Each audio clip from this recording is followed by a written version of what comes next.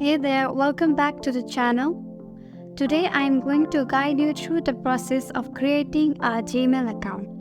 Whether you need a new email address for personal or professional use, Gmail is popular and reliable option. So let's dive right in.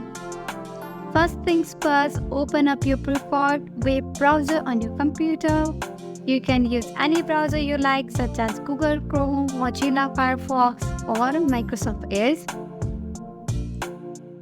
Next, navigate to the Gmail sign up page. You can do this by typing gmail.com into address bar. Once you are on Gmail sign up page, look for create account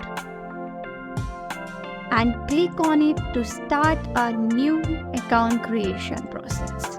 Now you will need to fill out sign up form with your personal information.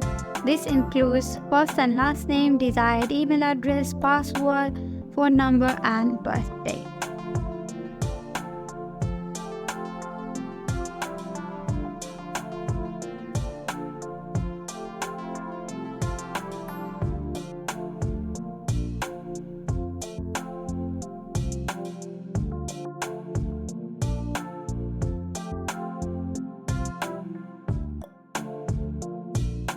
Now click on next.